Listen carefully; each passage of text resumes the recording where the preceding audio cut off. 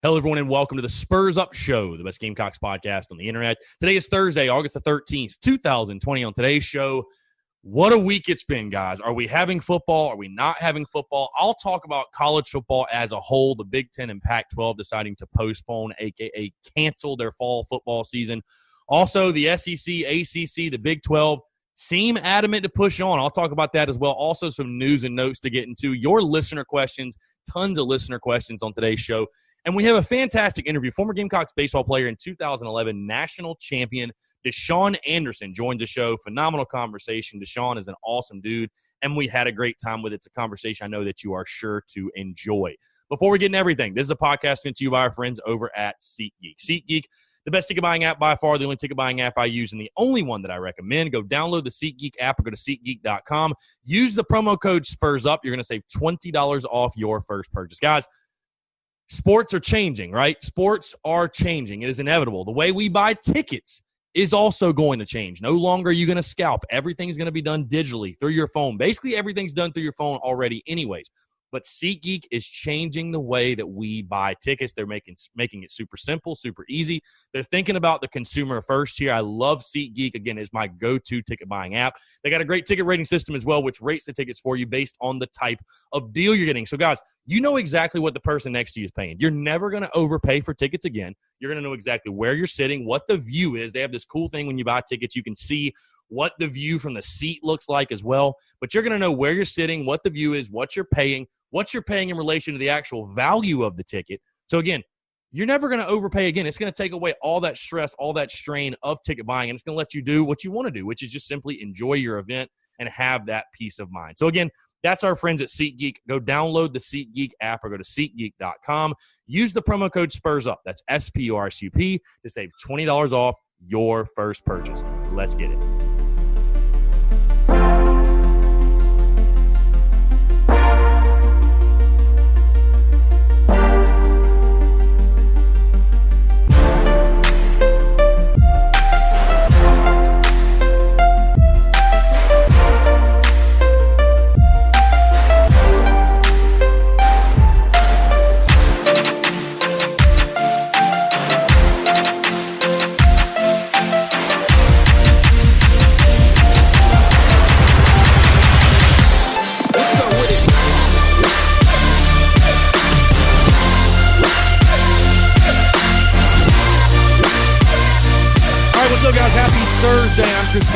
Spurs Up Show, as always. Appreciate you guys tuning in. A little bit of a shorter episode, quicker episode today while we are just in the midst of all of this madness. I do want to touch on everything that's gone on over the week and also a phenomenal interview, really, guys. One of the better conversations I've ever had on the airwaves here. Phenomenal interview with DeSean Anderson, but we're going to hammer down some points again while we all just kind of wait and see. You know, I'm waiting and seeing before I dive into official predictions or projections or whatever with South Carolina football. I want to make sure we have a season. So we'll touch on that a little bit. Also, like I said in the beginning, a lot of your listener questions, a lot of things to address. Before we get into everything, as always, if you have not done so, please be sure to go rate and subscribe. We're nearing 300 reviews on iTunes. Whether you're on iTunes, Spotify, Stitcher, Google Play, whatever platform you're on, be sure to go rate the show. Leave 5 stars. Leave your thoughts, your feedback, whatever, things you like, things you don't like. I'm always checking that to see if there's any new feedback. So really appreciate you guys that have already done so. And like I said, if you haven't, it would mean a lot to me. Take 5 seconds out of your day, go leave 5 stars. Truly do appreciate it. Also, if you're not subscribed, not sure what you're doing, hammer that subscribe button. You'll get the notifications when the show drops. Pending having a football season, I am planning on going back to the daily shows, to Monday through Friday. So you definitely want to be subscribed then so you can get the daily notifications when the podcast drops. Also, guys, like I mentioned on the Monday show, but I'll touch on it really briefly, the Red Circle donations. If you want to make a donation to the Spurs Up Show, again, you do not have to do this, but I just want to make everybody aware because there are some that are donating, and to those I say thank you so much. And if you do donate, please let me know. But there is a link down at the bottom of the description of the podcast, of every single podcast. You can, contribute one time. You can contribute monthly. It can be $1, $2, $5, whatever. If you do want to support the Spurs Up Show, you have that avenue. Again, that's Red Circle donations. It's at the bottom of every single podcast. The link is there at the bottom of every single podcast. You can click that link, support the Spurs Up Show. I'll be totally honest, guys. I need my fans and supporters now more than I ever have. So click that link if you want to donate. If not, no big deal. Also, continue to listen to Rowdy Rooster Radio. I appreciate everybody that's called in, everybody that's tuned in Monday through Friday, 4 to 6. Hours can change, obviously, like on Wednesday afternoon, for example. I just did 5 to 6 instead of 4 to 6. So those can change, especially if I have interviews and stuff like that or whatever. They can change. But again, appreciate everybody tuning in. It's going really, really well. I really enjoy it. So tune in again Monday through Friday, 4 to 6. All right, let's dive into this really quickly. Again, this is going to be a really quick show. We got a super long interview to go with it, though, so that kind of balances it out. But everything seems to be falling apart in college football. Comes out Tuesday afternoon. The Big Ten and Pac-12 postpone their football, which I'll be honest with you guys. I'll be totally 100% honest with you. Tuesday was the first time that I really got down in the dumps about the potentials of a football season. Like, I've been 110% optimistic, and, you know, maybe I'm ignorant, maybe I'm stupid, maybe I'm just overly optimistic, but I've really thought we're going to have football. I've really thought, and if nothing else, I've thought we're going to try to have it. We're not just going to throw in the towel and give up before we even start. You know what I mean? Big Ten and Pac-12 say no thank you. They have postponed, which, again, I think they should just be saying cancel, because I don't think a spring season is feasible, and I talked about that on the radio show on Tuesday. I don't think a spring season's feasible. But the Big Ten and Pac-12 apparently think so. So they have postponed their season until the spring. The SEC, ACC, and Big 12 have come out, and they're holding their ground. They're sticking to their guns. Heck, the Big 12 released their schedule Wednesday afternoon. So will football happen? Will it not? I don't really know at this point, guys. This is a day-by-day roller coaster, to be honest with you. I for one, I will say this. I know things change. Excuse me. I know things change, and they are ever-changing, and I understand wanting to do that, but I wish we had some sort of announcement, because it just feels like right now they're just dragging us out, right? They're just dragging us along. And it's like, dude, are we going to have a season or not? Like, because if we are going to have a season, well, I want to fire off that content, get to that content selfishly for me. And if we're not going to have a season, I want to make other plans and figure out what in the world we're going to do for the next 3-4 months. So, you know, I hope we do. Ray Tanner was on 107.5 The Game Tuesday afternoon as well. He told those guys the current plan for Williams-Brice capacity is 24.6%, which would be 19,741 fans. That includes full band, player family, and guests and some students. It would be, quote, it would be easy to pivot and go back to no fans, but our fans want to come. How much weight does Ray Tanner's word really hold in this conversation? I don't know. Yeah, I mean, it sounds like the SEC still set on having a season, which, you know, is great news for all of us that want that to happen, right? I mean, no doubt. I don't know, guys. I know a lot of you ask me every single day, are we having a season? Are we having a season? Are we having a season? I don't know. I really can't say with any certainty yes or no. I really can't. I mean, I've been optimistic throughout the entire process. You know, I've been somebody, again, who's been looking at the bright side of things. And, you know, my thoughts on this whole thing are very well documented. That I think you either need to shut it all down or press forward and move on. You know, we don't want anybody to get sick. But I thought, and I said this on the radio show Tuesday, I think Scott Frost has had the best perspective of anybody during this pandemic, or just during this time we're going through right now. Scott Frost basically said, if your goal is to have no student athletes, zero student athletes across college football or college athletics, if your goal is to have zero college athletes get coronavirus, you're going to fail whether we have a football season or not. And I think it's really telling to see how pissed off the schools in the Big Ten are. They're not happy. I mean, Nebraska has been very vocal about it. Ohio State, Michigan, they're not happy. They're not happy at all. You know, the debate, sorry guys, the debate of whether we should have a football season or not. I mean, listen, you can debate up and down, left, right, whatever. That's up to you, however you feel about it. I can live with failure, though. What I can't live with is not trying. You know, what I can't live with is not trying. So we'll see. I mean, we'll see if we have a season. I really, at this point, have no idea. Let's go ahead and jump into your listener questions. Again, guys, shorter show today, but we'll go ahead and jump into your listener questions. Krusty Andy, What would you think of Bobo taking over as head coach if and when Muschamp is fired? Preferably, I would not want Mike Bobo to be the head coach. No, thank you. I'd rather go get somebody else. Hampton_Watson. Would you rather have fall football without or limited fans or a full capacity spring season? Give me fall season. 110%. 110%. I'm fine kicking it at the house watching on TV. No problem with that. And I live down the street from the stadium. I mean, so it sucked not to go, but give me the fall season. I just don't think a spring season is feasible. I really don't. I don't think a spring season is feasible at all. Matthew_Huggins1, what does the Big Ten postponing their season mean for the other conferences? I don't think the SEC really gives a damn. Now, if the Big 12 postpones, I think that might be the domino that pushes the ACC and then the SEC over the edge. But the Big Ten postponing, I'm not too worried about it. Thomas_Brady_H, 2020 will be a wild college football season. Imagine if Auburn loses Bo Nix right before the game. I'm ready. I'm a little confused at that question or statement, just because, I mean, what if they lose Bo Nix? I mean, I don't know. I mean, I don't know. Why would they lose him? I don't know. But hey, it'll be a good game though. I agree with you. And he asked one more question. Would you rather have football now as is or spring with full stadium? So that's two people that have asked that. Yeah, I just don't think a spring season's feasible. I really don't. The best players aren't going to – anybody with a shot at the NFL ain't playing. Because the NFL is not moving their draft. They're not changing their schedule, you know. The NFL is not changing their schedule. I don't know why I'm yawning so much today, guys. I apologize. The NFL is not changing their schedule, though. So I just – and what's really going to change from now till spring? Really, though? I don't see it. So that's just my opinion. All right. Fantastic interview upcoming. DeSean Anderson, former Gamecocks baseball player, 2011 National Champion.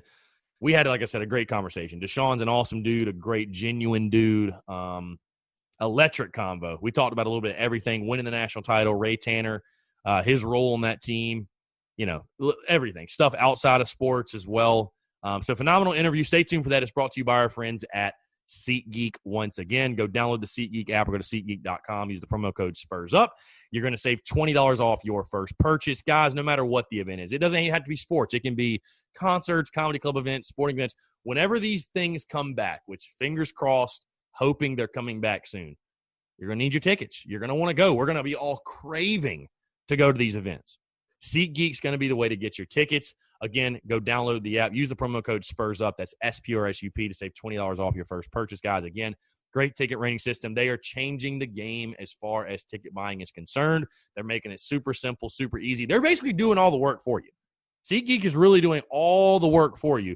All you got to do is click the buy button and enjoy your event. So, again, that is our friends at SeatGeek. Once again, go download the SeatGeek app or go to SeatGeek.com. Use the promo code SPURSUP. That's SPURSUP to save $20 off your first purchase. Enjoy this interview with former Gamecocks baseball player and 2011 National Champion DeSean Anderson.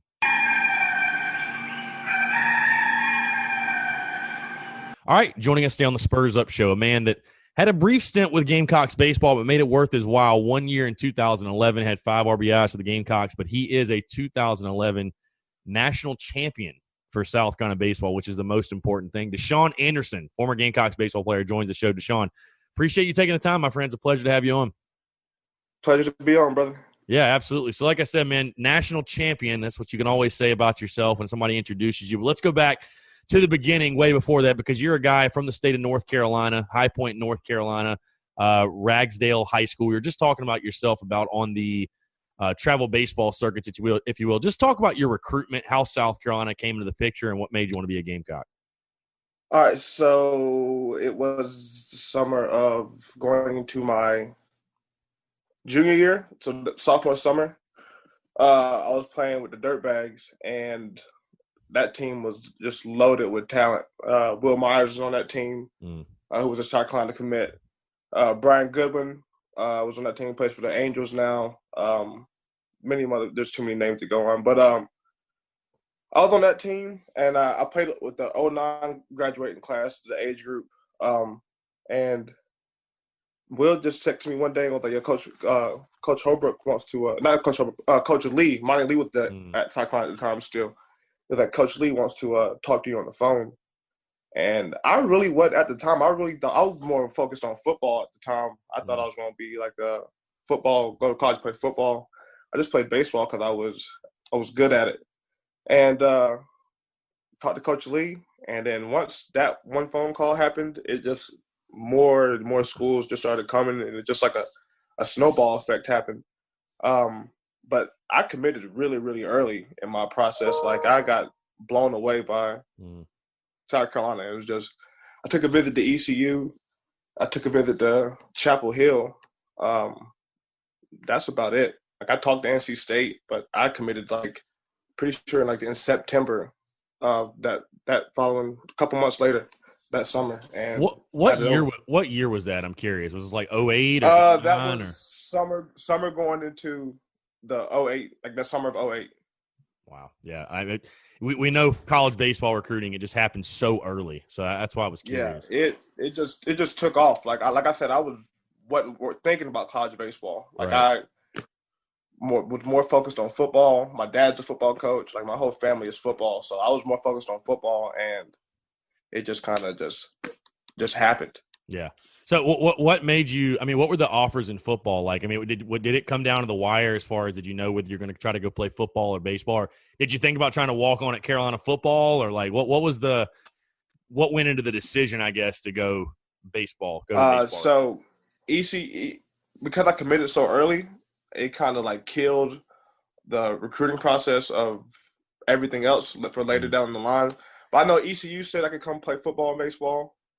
I didn't really talk to Coach Sperry that much about trying to walk on and play football. Like the idea had been mentioned, but when I got down to Columbia, I had ACL surgery like in August, so like I wouldn't been able to play anyway. Right. But yeah, like then there was a bunch of like Catawba offered me. Like Elon was really interested in football. It was more like the division, like 1AA, bigger D2 schools for football. I got you. So you're a commit, obviously. So what are you thinking?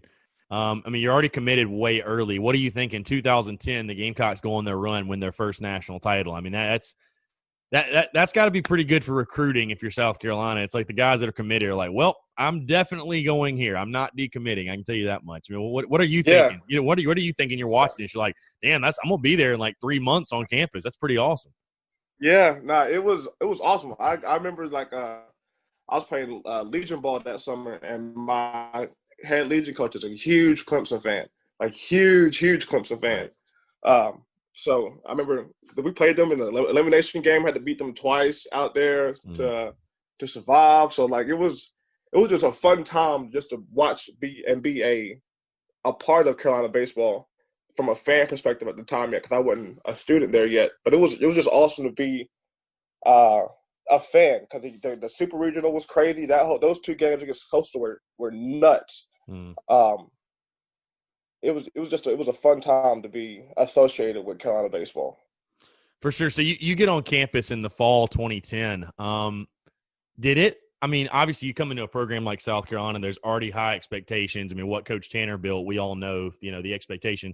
The expectations go to Omaha. I mean, every single year. There's no way around it.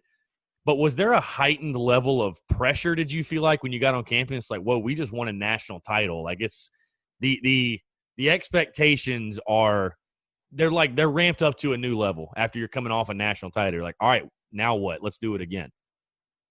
Yeah. Well, I came in feeling like that I had to – that my best was going to be needed at all times, because I'm coming into a national championship roster.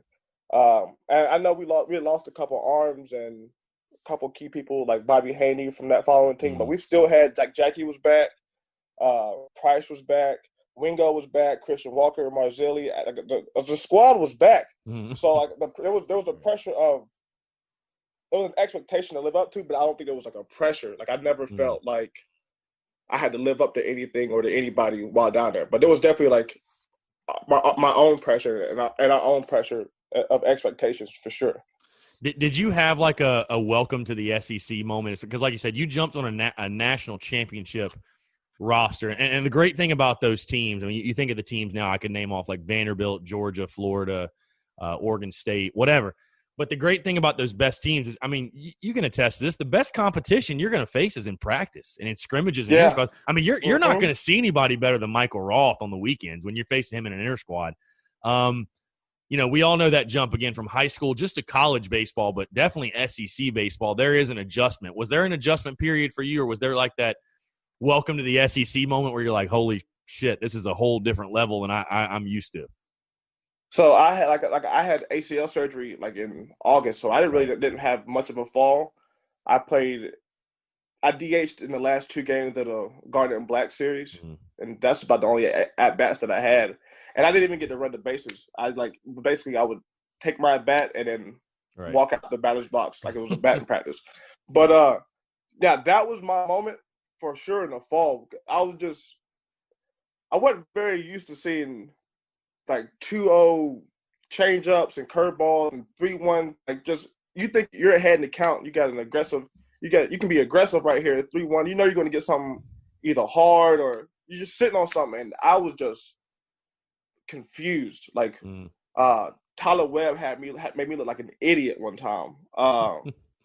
John Taylor, I had never faced anybody that from a submarine, but I had faced submarine, but it was like low 80s. High 70s submarines, nothing that was mid to upper 80s, like John Taylor with just crazy, just bite and just downward tilt on the ball. Like, it was just, I was like, oh, this is big boy baseball. And then like my first SEC moment was Jackie got hurt at Mississippi State on Saturday night. He like broke his wrist or did some ligament damage to his wrist. And I came into play. That was probably the 7th inning. And Mississippi State was really good. They're still really good, but it was like they had all those. Their crowd was sitting on like campers in the outfield, and I played like mop up games against like Upstate and like got a couple of bats against Charleston Southern or something like that. Like, never played in like a conference game. Maybe pinch ran once, and I was in the outfield and I just got lit up with. They were on me for the rest of that game. And all day Sunday, and like they knew like my mom's name, my dad, like my sister, like they just knew all that stuff. And I was like, oh, this is not high school anymore. This is nuts. And it's like the whole section, like it's 1,000 people out there, and they're just on you. And thank God, like that Sunday, my first start, I went 3 for 4 with like 2 doubles and a single.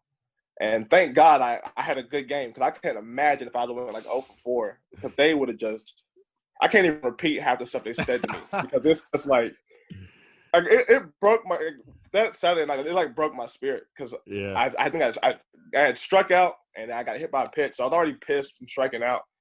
And then I got these idiots behind me, and it really broke my – I remember looking at Jake Williams like, yo, I'm about to jump this fence. And like – but I'm from High Point, and like I'm not saying High Point is the toughest city in the world, but like you can't be a chump from High Point. Like you learn things from being from here. So like that was my first time ever just being like just flat out just disrespected almost for no reason other than I don't play for your school. And it broke me the first time for sure. Yeah, I've heard Mississippi State and Arkansas are 2 very brutal places. Very brutal. Brutal. We got Arkansas at home, so I've never been to Fayetteville. Yeah. But I can only imagine. I've definitely heard some Starkville stories. Was tough. Yeah. Starkville was very tough. Oxford, Ole Miss was pretty tough. Like they got some aggressive fans, some proud fans. That's the one thing I say this. I love Founders Park. Obviously, we all do. That's the one thing though I wish we had that we don't is like that. Yeah. You know, that rowdy outfield, you know what I'm saying? Because it fits perfectly for them, how it's like set up, how, you know, like you said, they're grilling out there, they're drinking, like they're getting crazy. You know, I mean, again, Founders Park is dope, and they're selling beer at games now, but that atmosphere is it definitely makes, for sure, it makes the atmosphere, it's unique, it gives it its own unique flavor and stuff, because compared to Carolina Stadium or Founders Park now, it was Carolina Stadium when I was there, compared to Founders Park, like Mississippi State, I haven't been to Mississippi State's new stadium, but then it wasn't nicer than our stadium. Right. Like the facilities weren't nicer, but just the atmosphere of the students being in the outfield, Barbecue, the smoke, you can barely see in the outfit because there's barbecue smoke all in the sky. Like, just the atmosphere of all that was really, really cool to see and be a part of. For sure. So I want to switch gears a little bit, talk to you about Ray Tanner. Obviously, your guy, again, played for Coach Ray Tanner. Hall of Famer. I mean, his record, his career speaks for itself at South Carolina, what he did.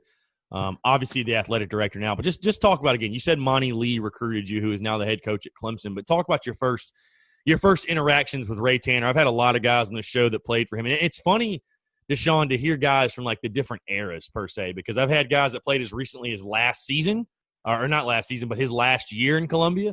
I've got guys that played in, like, 2000. And to hear the differing stories and his attitude, we all know he's a tough SOB. He's tough on his players. He gets the best out of his players, though. But just talk about your first interactions with Tanner and what it was like being a player under Ray Tanner. I think Coach Tanner is a fantastic coach and knows his baseball more than probably any other person I've been around. But what I would give Coach Tanner credit for is he's a fantastic person. Like, there was many a nights where it's well documented that I had a struggle in my year in Columbia, and most of it was due to stuff that's outside of can't be controlled. But at no point throughout that time did Coach Tanner ever say he was disappointed in me or that he was upset with me or anything like that. Like, he understood that I had some demons and some battles that I was fighting that I probably needed to get help for, and he was the main facilitator in that. And I have nothing but respect, and I would never sing anything but high praises for him for that. He's great in my book. Is it weird? You know, I asked Bobby Haney this too. Bobby, a good buddy of mine. I asked Bobby this too, and I've asked other guys. I think Ethan maybe too. Is it weird for you, though? Because, again, we talked about a little bit off air. You're a guy, you follow me on social media. You're on social media. You see everything happening. You see all the chatter, stuff like that. Is it weird, as great as Coach Tanner was, is it weird to see him get all the criticism he gets now being in the AD role? Like, people wanting him legitimately fired? I mean, is that like a weird thing for you? Because, like, I'm sure there's where it's like you're this Hall of Fame coach, but now you're in this different role, and it's weird. Like, people feel so, some people feel so differently about him than they used to, which is kind of sad, to be honest. But, like, is that weird for you to see that? Yeah, I've had to, like, I had to mute the word, like, Ray Tanner on Twitter for a little bit because I was just responding to people like, okay, our football team isn't performing to the greatest standards, or our basketball team, or whatever sport it may be, our baseball team recently. And yes, I understand that he is in charge of the hiring and firing and all that stuff behind him, but they don't have the relationship that I had, or that I don't want to say that I have it still, but that I had with him, and what he did for my life. Like, I can honestly say he was a part of saving my life. So, like, I took it personal for me, that the slander that he was getting online, and I understand that it is a business, and you have to perform in this business, or we will find somebody else to perform for you. So I respect that part of it, but I thought that some of the slander was, like, uncalled for. Like, it was unnecessary. People were saying some personal stuff. And it's like, if you have a problem with his business, that's one thing, but I don't really agree with the personal slander, because, like, his level of his profession, he's in a glass box. Like, there's nothing he can do that you can't know about. If his family or something terrible happens, we're gonna know just because of the stature of who this person is. But, like, if my grandma dies or something, like, nobody's gonna know. Like, people were throwing stones at a glass house, and I did not appreciate that at all. So I had to, like, take a step back from firing back at people. Yeah, no, I think we all get to that point at some point on Twitter. It's almost unavoidable. But yeah, I mean, I'll say this about Tanner. I mean, I have nothing but love for Coach Tanner. I don't know if being an AD is necessarily his calling, but and listen, not everybody's meant to be that or whatever. I mean, I don't think he's done a poor job. It's just, I think the tough thing, and, when people, I've said some things about Tanner before, nothing like too crazy, like nothing attacking him, obviously. But the one thing I've said a lot is it's so tough to judge an AD because most people don't really even know what an AD does. I mean, absolutely. Like, so he's being judged The only thing you can really judge him off of is his hires, which, I mean, Will Muschamp and Mark Kingston are his two. And so, I mean, it's been rocky a little bit with both.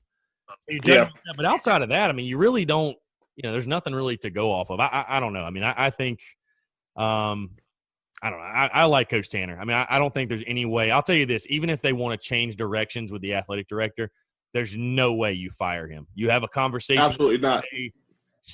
If you don't mind, like, step down. Because Coach Tanner deserves a statue outside of Founders Park, let's be honest. So, I was just about to say that. This man deserves a monument on campus. Yeah, exactly. And I think it's he left, like, from baseball to AD at such a high note. Like, you go to 3 straight College World Series. And was he the coach? Was his last year the year they lost in Chapel Hill in the Super Regional? No, that was Holbrook. So his last year was they lost to Arizona in the finals. Arizona, okay. So, yeah, you go to 3 straight College World Series finals and arguably could have won all 3. Yeah. But you win 2 out of 3. And they just caught a buzzsaw in Arizona that year. I remember it now. But yeah, like he left on such a high that I think people just expected the transition to continue from the baseball success to carry over to other sports. And that's just, when you think about it, that's just not possible. Were you surprised when he stepped away? Was there any indication to you that maybe that time was coming, that it was close? I mean, because it's, it was surprising to me because, again, he had been at Carolina for so long, but I mean, it felt like he had more good years left. I mean, I think that's the biggest thing. That's the biggest what if when I look back is, I mean, it's, and again, you played under Coach Holbrook, and guys I've talked to that got nothing but love for Coach Holbrook, and, for whatever reason, it just didn't work out. Injuries, whatever. But it's easy to look back and say this, hindsight's 2020, but there were a couple of those teams, especially like 13 and 14, that maybe if Coach Tanner's at the helm, those, if nothing else, are College World Series teams. I mean, did it surprise you he stepped away? I was thoroughly surprised because that year would have been like my junior year down there if everything would have stayed well. And from my visit and the conversations that we had, it was, I'm going to be here with you the whole time. And I'm not saying that he was basing it on me personally, but like just the conversations that we had, it was, I didn't see it coming at all. I just knew he was going to be there for at least another 5, 6, 7, 8 years and just continue to build on I think he was forming like a mini dynasty, because from 09 to 10 to like, you get a 3 straight College World Series finals. And it wasn't like we had overly exceptional recruiting classes in any season coming into that. He was just one of the greatest. He had like the Belichick effect where like we might not have the greatest talent, but you're not going to beat us. Like I know for sure my freshman year, Vanderbilt was probably way more talented than us. Florida for sure was more talented than us. Virginia might have been more talented than us. There's probably 4 teams probably just talent on paper. If you looked at them, you'd be like, this team is more talented than this team. But like we took 4 out of 5 from Florida that year. We took 2 out of 3 from Vandy in the regular season and lost them in the conference tournament. But 2 out of 4 from them. Beat Virginia twice. Like you just weren't going to beat us. I don't know. We just had to. We're not going to lose. And I think that came from Coach Tanner. Like his demeanor never changed through whether we were up when we beat College of Charleston 27-2. Like he wasn't the same Coach Tanner as when we beat Vandy 1-0 on Sunday. Like it's the same person, and we just fed off that. Yeah, it's funny. I know Forrest Kumis is one of my really good buddies, and he talks about. Yeah, that's my roommate. He talks about Tanner a lot, and one of the things he always, half jokingly said was he said, I think Coach Tanner is the baseball god, like in the sense that he knew everything that was going to happen before it happened. He said there'd be games where it's like 100% chance of rain. He said, no, we're going to play. And sure enough, it would not rain. And you're playing. Like Coach Tanner controlled the baseball somehow. It was voodoo almost. Like it was, he'd say something and we'd all be like, what is he talking about? Like, and then sure enough, it happens. It was some people just have it, and Coach Tanner had it. So I talked to Adrian Morales about this, the 2011 season. He talked about the differences from 10 and 11, how 10, again, first time doing it, the roller coaster ride that it was. He said that 11 was much more business-like in his mind. Like, it was clear, the expectations were there, and you guys were on a mission. And, I mean, that 11 team, he also said this, which he phrased it perfectly. He said, we knew how good we were in 11. 10, we were just kind of trying to figure it out and do it. 11, we knew how good we were. And we brought that to the part. We expected to win every single game. I mean, you damn near did. Like, when you're in the middle of it, I guess I'll ask you, when you're in the middle of it, how special is it? Like, do you know, I mean, you're so locked in, obviously, on the task at hand, and, like, you're a freshman, you're trying to get on the field, get playing time, whatever. But, like, are you self-aware in the moment that, like, I'm on a really good team? Like, I'm on the best team in the country. Like, we're going to win another national championship. Like, does that click in your head at all? I didn't never – until we got to game 2 of the College World Series, I never said the feeling of we're going to win a national championship. I never had that feeling.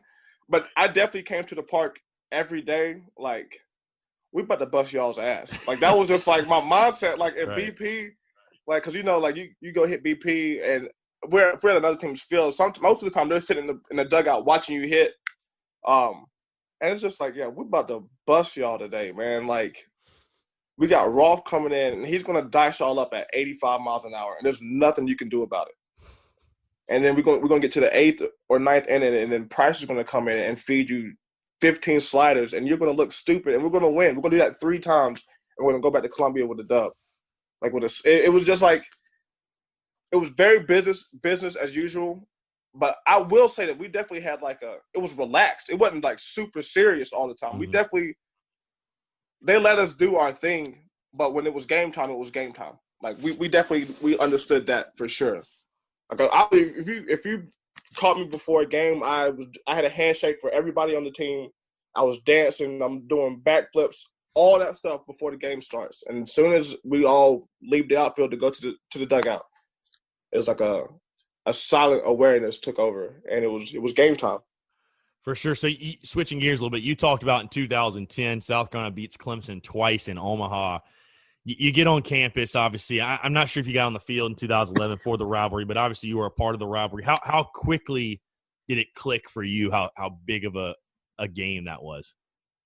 Like, the second inning on Friday night, we got the 3-hole or 4-hole, whatever. He got on first base, and we picked him off. And he got in a little rundown, and Roth was covering first base. And I think I remember ran this. over Roth. Yeah, he ran over Roth. And I'm a cool guy, quiet guy, but I have a huge sense of protect what's mine and my family at the time. Right. So as soon as that happened, I just remember jumping over the little railing and just screaming. And I was like, "Oh, this is it. This is Carolina Clemson right here. This is big boy. Like, this is what I've been watching on TV.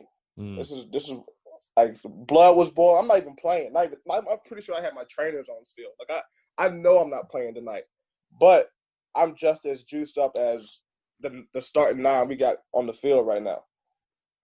For sure. So you get to Omaha, obviously. I want to ask you, DeSean, how does it feel? Did you got a ton of TV time out there? A ton. Yeah. Every single like intro, promo, whatever, it was you messing with a beach ball. I just remember that every single time. You got as much TV time, if not more, than anybody. Like, I got my old laptop in there, and I got all the videos and messages that I got still from, like, I was on SportsCenter like 15 times. Like, I was on TV all the time, and it's like, I did not see the field the whole 2 weeks we were out there. But you'd have thought I was like the main player if you just had no idea what was South Carolina. I bet your phone was just blowing up. I mean, it was blowing up. Like, and for some reason, whenever they just did like a dugout shot, they just pants the dugout. It's me. But I hung out with the bat boys and the stuff like that all the time in the dugout. Like, I always hung out with the little kids and tried to have a good time with them. Like, I definitely would focus up and pay attention when I needed to pay attention. But first, second, third inning, I'm kicking it with, like, little Charlie or our little bat boys. We're just shooting the crap. We're, like, flicking sunflower seeds, playing a little game and stuff like that. Right. So, yeah, the camera caught me doing that a lot. Yeah, it's like I said, it's just so funny because I'll just never forget. It was always that little intro, you just like messing with the beach ball. Like you said, yeah, you'd have thought like this is the dude that's hit like 10 home runs in Omaha or something. Yeah, you'd have thought that I was Jackie. I think did a lot of people. Did that ever happen to you? Like, oh, are you Jackie Bradley Jr.? Like, did that happen? Oh, dude. I feel like that I think you said something about that one time when I saw it. I perfected Jackie's JBJ like short signature, and I signed it. I probably got that off probably 15, 20 times in Columbia. God. There's people sitting at home right now that have a signed baseball and they have no clue. For sure. And people just like, are you Jackie? And after a while, after I would fight it. I felt like, no. I say, did it piss you off at first? Like you're like, no. At first it was funny because like, right. I get it.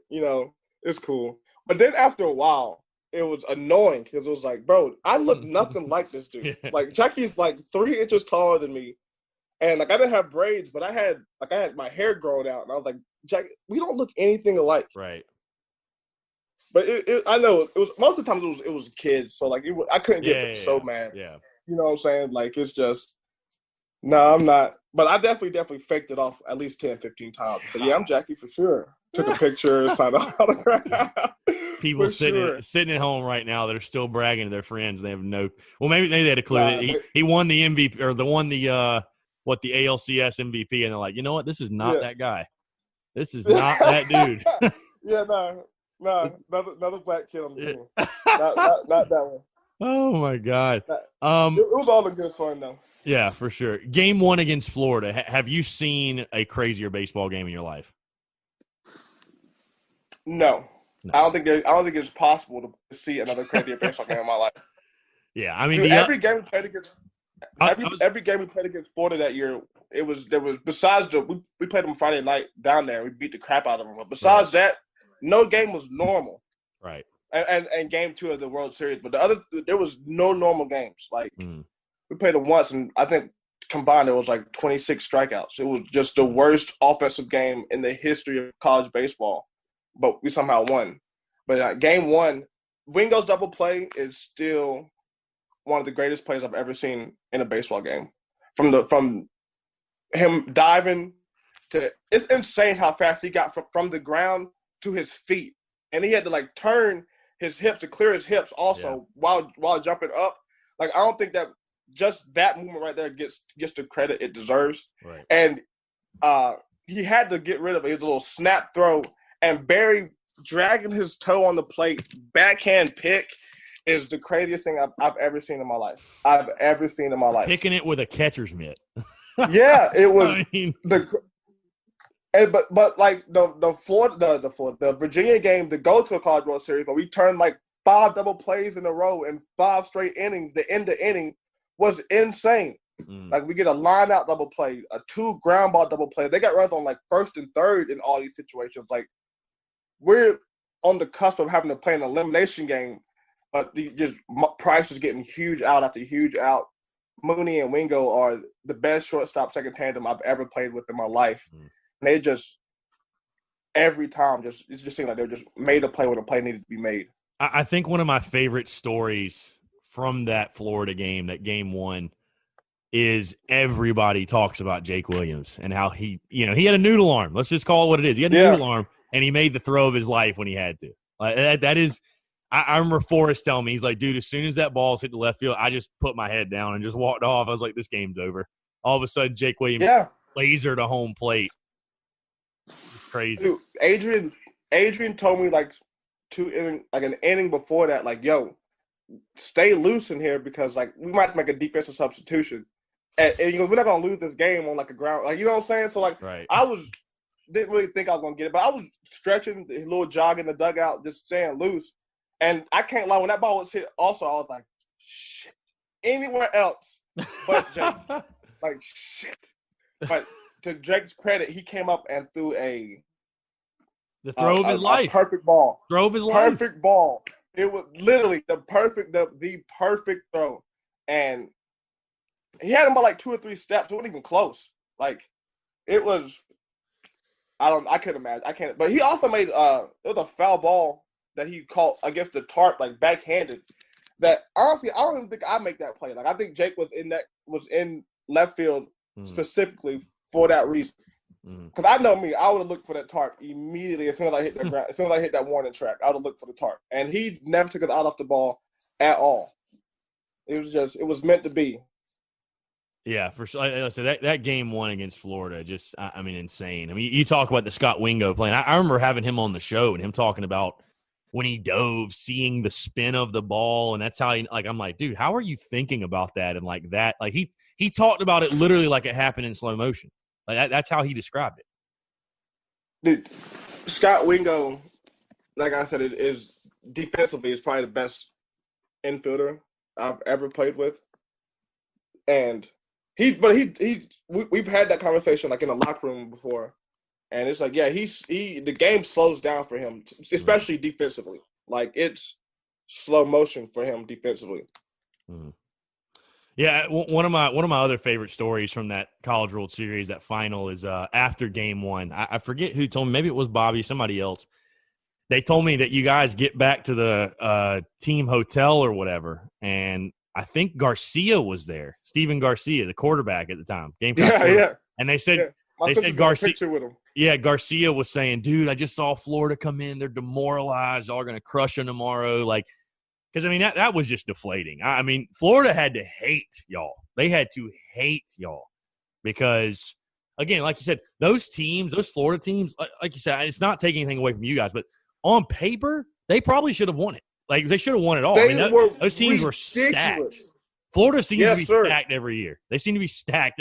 Like, those teams were insanely stacked. And after you guys beat them game one in that fashion, it was over. I mean, that was – they might as well not even show it to the park the next day. I mean, you could see it mentally. They were washed, in my opinion. Yeah, especially the way that it happened too, because like they were winning the whole game that game one, and we basically tied it up like in the top of the eighth or the top of the ninth. And it was Wingo that had to hit to tie it. Yeah, you know what I'm saying. And then like how we get the go ahead run. It's a missed hit and run, and Zanino airs it to center field. So Walker goes to third, and then center fielder short hops him, and it goes into the stands. So it's like that's a free run, and like it probably took everything out of them. And also like I said, we went to Gainesville and took 2 out of 3 from them, and beat the crap out of them that Friday night. Like it was, I don't think we were their favorites, at all either. No, those were some fun battles, man. South Carolina, Florida, South Carolina, Vanderbilt. Those were some absolute battles every weekend. Yeah. Fast forward again, game 2, you win the whole thing. Jackie throws the ball in the stands, which I don't know if you saw this, but you know everybody's wondered like what happened to that baseball. Jackie actually responded to me on Instagram when I asked him. I was like, "Where did that baseball go?" He responded, said that some kid has it or something. Awesome story. Also, I have to pull it up, but you win that game. You win the College World Series. I mean, you get the dog pile. Just talk about that moment. Again, you were a freshman that played sparingly, but to be a part of that, run, get to experience that, just even being in Omaha, but winning the whole thing. You like I said, you get to call yourself a national champion. Nobody can ever take that away from you. You have your ring, whatever. Describe that feeling in that moment when the final out is recorded and, you know, you're a national champion. Honestly, it still hadn't really hit me yet to this day. But in the moment, it felt like time stood still. Like, I was on some super loaded high school teams that were supposed to win state championships, and we never out the second round. So I've never been to I don't know. I had never felt that feeling of being champion of a sport. So the emotional high that I was on, I can't even put it into words. It was like I didn't play, but you couldn't tell me that I just wasn't like the College World Series MVP. Like that's how I felt. Like it was a feeling that I can't. Maybe what it feels like to get married or something like that. Like I don't know. Like I can't put it in. Nothing has happened in my life that I can compare it to. How often do you pull out the ring and give it a look? It's in a safe deposit box, but like if I go to like a wedding or if I'm going to somewhere where absolutely. when I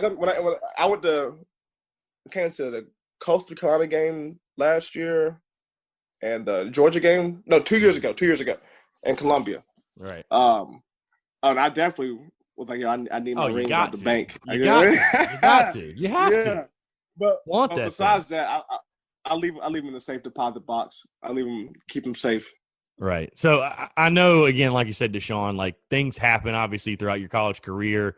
You were at South Carolina 1 year. I'll just ask you, when you look back on your college career, and everything happens for a reason, no questions asked. Everything happens for a reason. I fully believe that. What's your biggest takeaway? What do you think's the thing you learned from your college experience, if you will? That asking for help does not mean that you're weak or that you're not able. I had a really hard time I got down there. I had just got drafted. Like, I was on a high coming to a school that just won a natty. Like, the happiest I'd ever been. And then, like, day 2, we're taking physicals, and like they tell me that my ACL's torn. Mm-hmm. Like, I've broken bones, but I had never like torn a ligament. And when I heard ACL, like, my immediate thought was like players whose careers have never come back from having this surgery. And granted, like, it's 2010 at the time, technology and surgery had advanced a long way. But in my mind, I just immediately thought negative, and I just got in a negative space, and I just let it snowball to the point where, like, I just thought, like, I got so depressed and upset that, like, I was, like, missing class. I was missing practice.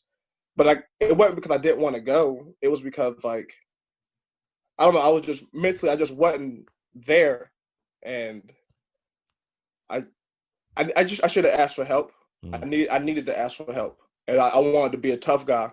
And that cost me greatly. But I wouldn't change anything. I would just, like I said, I just wish I knew I that asking for help wasn't a bad thing. That it didn't mean you weren't strong or anything like that. Because I had great relationships with everybody down there, like fantastic relationships with all my teammates, with all the coaches.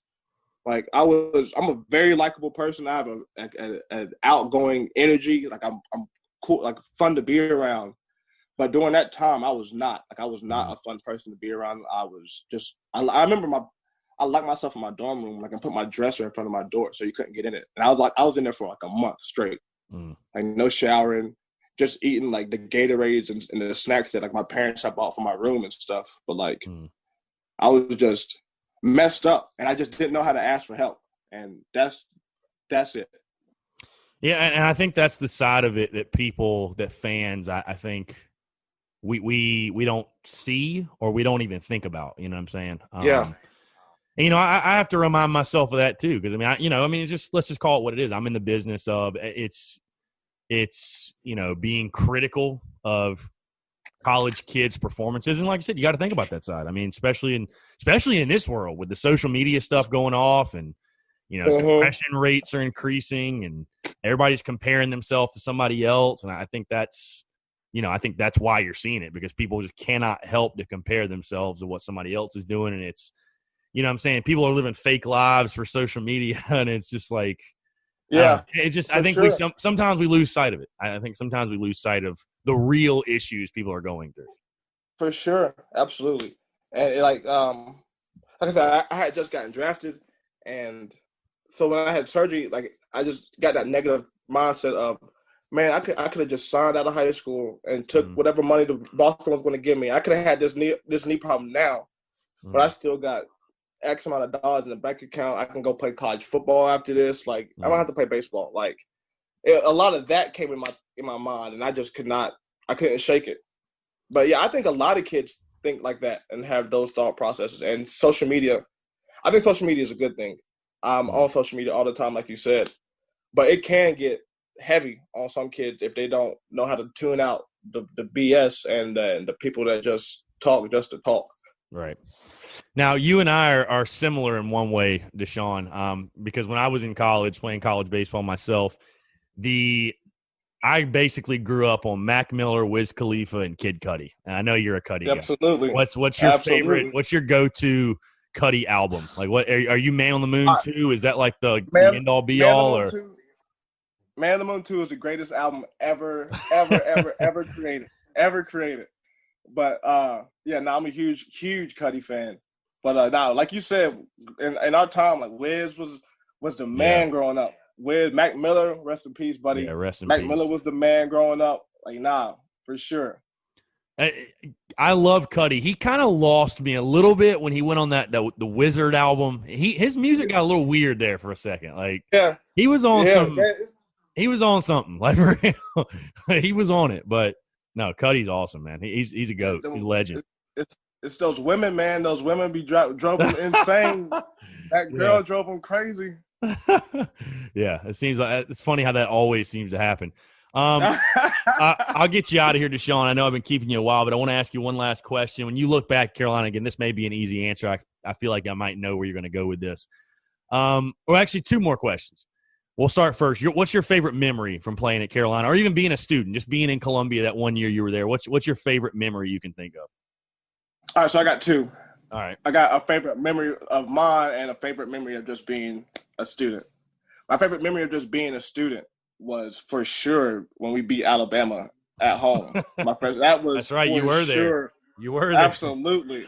For sure. That's coming off like them beating Texas the year before. Like they got a squad. Right. Like this is supposed to be like Julio Jones is still there. Right. Trent Richardson's still there. Like they squatted up. Mark Ingram's still there, I'm pretty sure. So that was definitely my favorite memory because I remember me, Jackie, Forrest, and Price, we all went together, and I remember Jackie saying like, "Yo, if this gets ugly, we're just gonna leave early. Like I'm not staying for the whole game because it was hot. It was hot as hell that day too. And I was in a full leg brace because I was still coming from ACL surgery. So like we was like, "Yo, if we're getting beat down, we out." I remember they went up like 3-0, then it was 7-3 us, then it was 14-3 us, then it was 21-3 us, and it's like, yo, what the fuck is happening? Like, what is going on? But that was Columbia didn't sleep that night. Like it was, the city was on fire. It was amazing. Right. And then my favorite sports moment, besides winning it, obviously, was probably my first start at Mississippi State, going 3 for 4 and having like two RBIs or something like that. That was awesome. Did you ever go to any Yahtzee? Do what? Say it again. I thought I went Yahtzee for my first college hit, but I didn't eat enough biscuits that morning. I hit the top of the fence. Not quite enough Wheaties. Yeah. Do you ever find yourself at any Garcia parties or no? Yes. Yeah. See, Forrest told me Sunday Fun Day at Garcia's was a thing. That's what he told me. Yeah. We're just going to leave it at Sunday Fun Day was the thing at Garcia's. He gave me some details as well that I wouldn't dare utter on these airwaves that I'm like, you got to be kidding me. Like, yeah. No, we'll talk off air about Sunday Fun Day and the other stuff for sure. And then last question, DeSean, your funniest, I guess, Ray Tanner story or moment or like any memorable Tanner like thing that happened. I've heard, I know Bobby told me, I don't know if this was in 10 or 11, but he told me the story about when Evan Marzilli got picked off or whatever, and after the game, I'm going to tell the story wrong, but basically Tanner saying that if he does it again, you can go ahead and pack your stuff and head back up to Rhode Island. So Tanner was just a laughing factory. It seemed like everything he said, a lot of stuff he said was very funny.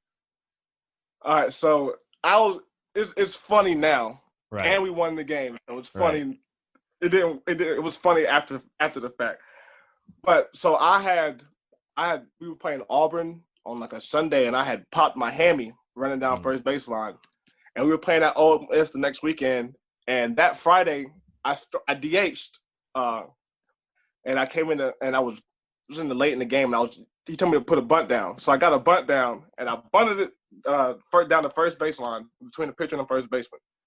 And the first baseman, I did exactly what I thought he was going to do. He came and fielded the ball, and then he charged me to come tag me out. And so I bunted it kind of hard, so I stopped, and I started like to backpedal a little bit to make him come towards me some more to buy time for the runner to get to second base. So when I stopped and started to backpedal, he stopped and then rotated to turn to second. Well, whoever was on first beat the throw to second, so he was safe. And the play is still going on, obviously, but I have blacked out. Like, I just blanked out.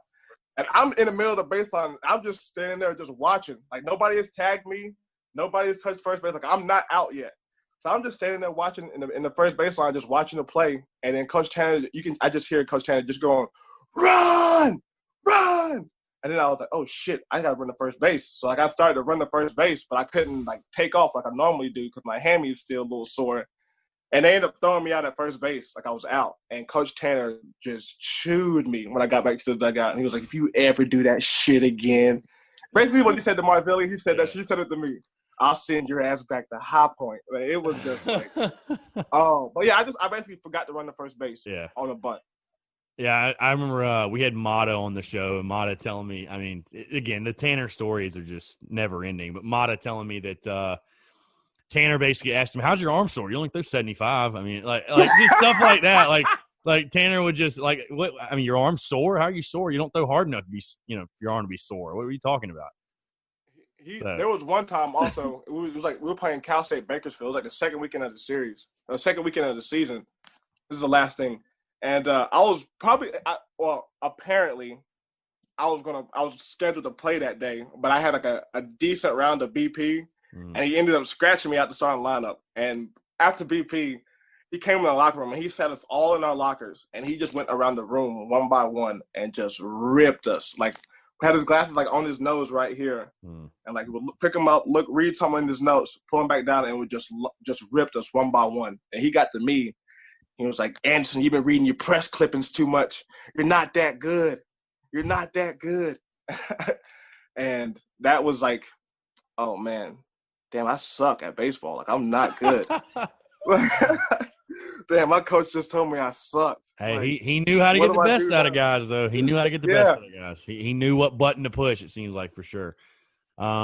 Well, DeSean, appreciate it, man. This has been a great conversation, obviously. I know I can speak for all Gamecock fans. I mean, that 2011 run was magical. 2010, 11, 12, whatever. But that 11 run was magical watching you guys out there. And, again, I know I speak for all Gamecock fans when I say it was a pleasure to watch you guys do what you did. But definitely, let's do it again sometime soon, man. Anytime you're free, we'd love to have you back on. Absolutely, brother. Thank you for inviting me. Big fan of the show. And then, I talk to you all the time on social media, so I'm sure I'll talk to you soon. Absolutely. So he's DeSean Anderson. I'm Chris Phillips. We appreciate you guys tuning in. And we'll catch you next time on an episode of the Spurs Up Show.